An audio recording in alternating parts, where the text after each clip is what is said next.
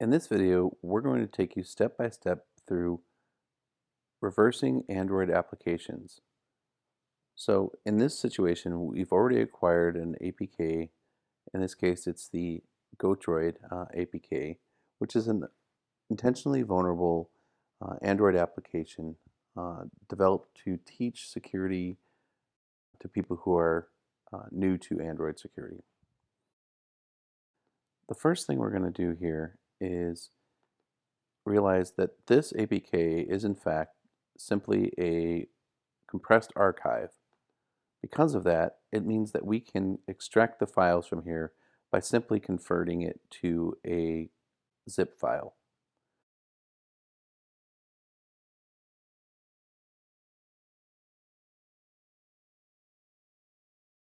I'm going to change to a different directory. Okay, it doesn't exist, so I'll have to make it.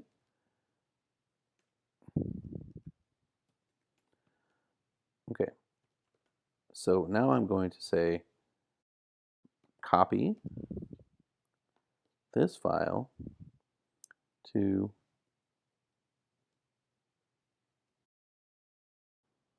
I can type godroid.zip. On a Mac, it's super easy. I can just say unzip godroid.zip, and you can see it extracted all the files in the project. So let me clear the screen to make it a little easier, and I'll show it again. So now we have things like the Android manifest.xml, the classes.dex file, which is the Dalvik executable bytecode, and then we have some additional resources, including the file I copied. So from here, let's try and look at the Android manifest.xml. Well, notice it's a binary file, so it doesn't really do us any good to look at it. If we were to say yes, garbage, right? So let's not do that. Instead, we need to use a tool called APK tool. Now, APK tool will allow us to convert these binary resources into human readable text format. So I'm going to say APK tool, and for some reason this is like one of the very few tools in the world where you don't actually do like a dash first. You just simply do the argument D, and that's for decompile. So then I can take this and press enter. It's going and decoding or decompiling all of the resources here. So then if I say ls this time, you'll see that I have this folder called GoDroid. So if I cd GoDroid, again I have another Android manifest.xml. Let's go ahead and take a look at that. This is actually human readable text. So now I can go through here and I can see things like, obviously the package name would be in here somewhere, the different components, the activity here, activities.main, and the intent filter that you would use to trigger it, along with the action and category, the other activities in the application. Here's an example of one that's exported, which is the activities.social API authentication.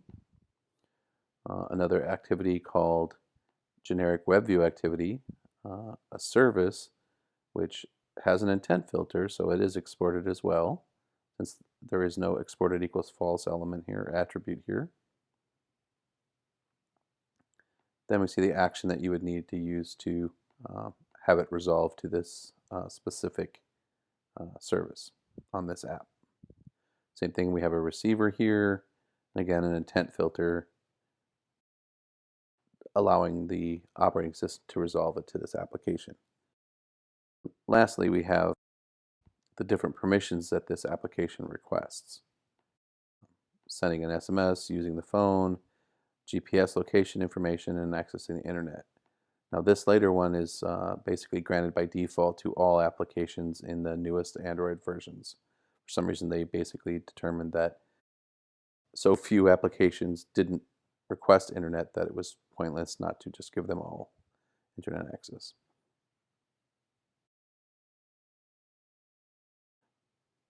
let's go back above directory level. And again, we'll ls the directory here. And we see we have this classes.dex file. Now, what we don't see in here is any Java files, right? Now, the Java files are essentially compiled into this delic executable format. So in order to get to that, we have to reverse this into the Java classes. Luckily, someone went ahead and made a tool to do just that. That tool is called dex2jar. Dex being the delic executable format, and jar being the Java archive format, which is essentially another compressed archive, similar to a zip file. So we can say desktop, dex2jar, and that's just the version number, and then there's d2j dash, and you'll see there's a bunch of different options here. The one that you'll use the most is this one right here, at least on a Linux or Mac system. There should be an exe available for Windows machines. So let's go ahead and run that one, and then we're going to point it to classes.dex. Press enter, and you'll see it's going to output to classes-dex2jar.jar. So we should see that file in this directory, and in fact we do. So that's great, and we could decompress it, but let's go ahead and use this tool here, JDGUI or JDGUI. We're going to open that up, and we're going to say classes-dex2jar.jar. Open that up. And now, much like an IDE, it basically breaks down the application into these different packages. Anything that starts with Android in an Android project is generally something that's provided by the Android environment itself. So it's some sort of core library. So they're generally not things that we're terribly interested in, unless, of course, you're investigating the security of the Android architecture itself. I know from experience this is basically the same kind of thing. This is basically a UI element library. If you dive into it, I think you can see widgets and views, things that are common terminology for UI elements.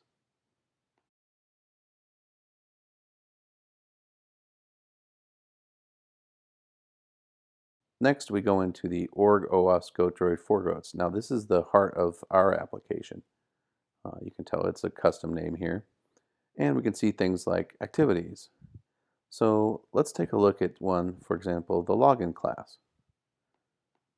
You'll notice that it opens up in the right-hand window. Now, it does break down some of the components, the class and the fields and the methods and stuff. That's really not a useful format for us. So we go over here, unless of course you just want to jump to a specific one. We go over here and we look through the file and we can see, much like an activity that we create, we see an onCreate method. We see intents. So this is basically returned it to something that looks close to the original Java that the developer created. Now, some references are lost, or at least not translated properly, such as these find view by ID statements.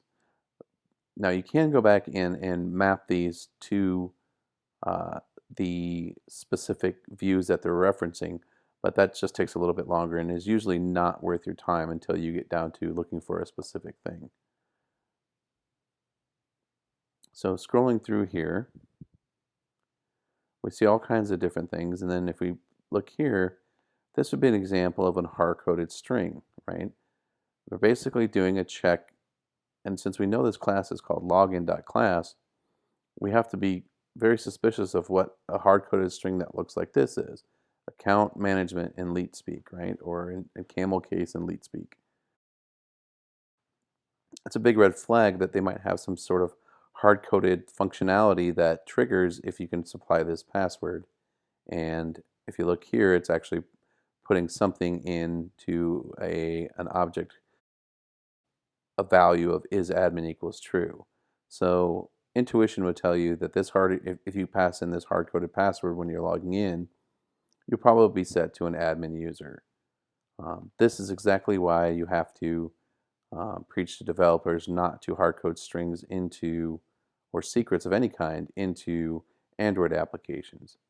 And no matter how much you obfuscate the code, if someone's determined enough, they will likely find a way to obtain it. That's an example of one issue that we can find right off the bat just by opening up these Java classes. But when it comes down to doing real thorough examinations, you kind of have to follow the same method that a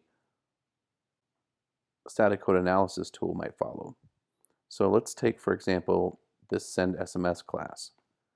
Let's open this up. And as we scroll through here, we see, there's an onCreate method, which is basically what the app starts. Let's see. We have a bundle, param bundle. There's some sort of message output. And then we see send SMS, right? And in this send SMS, we follow this down and we see send text message to this phone number, get text to string, and this message. So it's basically taking in the inputs in these text fields, making them strings, and then passing them to this send text message element, right? If we go back and we look at the services, the broadcast receivers, we see it also has this send SMS now receiver class. And let's drill down to that and we'll see, okay, in here we have an onReceive method. So this is what's called whenever an intent is received by this broadcast receiver. And if we remember from our Android manifest.xml, this was exported without permissions.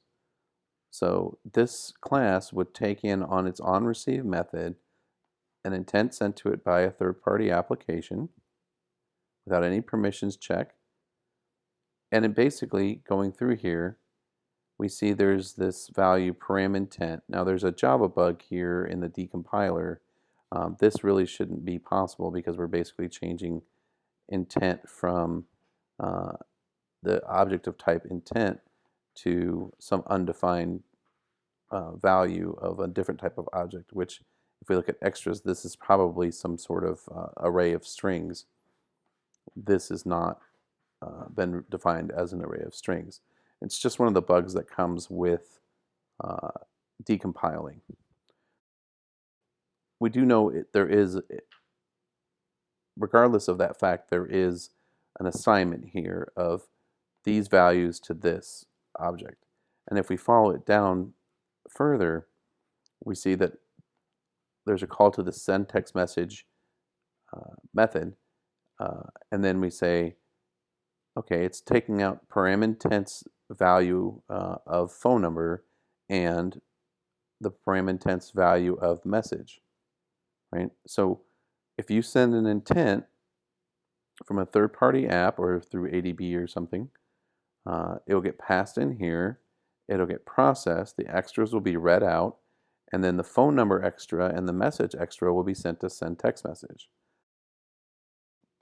Pretty apparent that the send text message method will in fact send a text message to a specific phone number with a given message. That message is, this method is actually from the SMS Manager class. So this is considered a sensitive sync and a loss of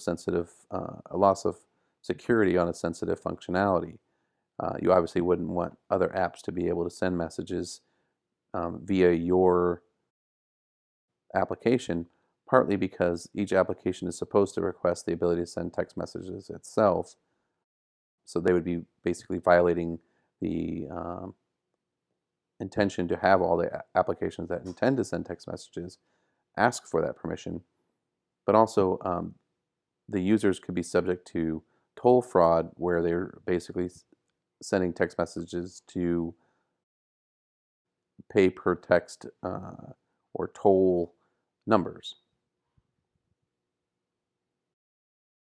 You should spend some time, repeat this process on the GoDroid application, and look for yourself for some of the additional bugs in here.